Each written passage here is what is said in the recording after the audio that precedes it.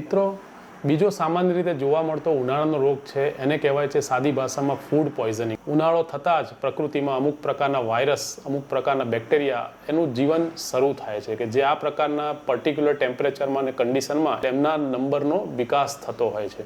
એટલે જ્યારે કોઈક વ્યક્તિને ખાવા પીવામાં આવી ઇન્ફેક્ટેડ વસ્તુ આવી જાય છે, ખાસ કરીને મોટા પ્રસંગોમાં, જાહેર સમારંભોમાં, અથવા તો પછી કોઈક એવી જગ્યાએથી તમે ખાવા પીવાનું લો છો કે જેની શુદ્ધતા કે એની કોઈ સફાઈ કરવામાં નથી આવી, ત્યારે ફૂડ પોઈઝનિંગની શક્યતા તમને રહે છે. આ માટે જવાબદાર મોટાભાગના બેક્ટેરિયા જે છે તે ઇકોલાઈ છે, ટાઇફોઇડ નામનું બેક્ટેરિયા છે, અથવા તો પછી રોટા વાયરસ છે. સામાન્યમાં સામાન્ય આનું લક્ષણ છે તે છે તાવ આવવો, પેટમાં દુખવું, ઝાડા ઉલટી થવા અને ડિહાઇડ્રેશન થઈ જવું.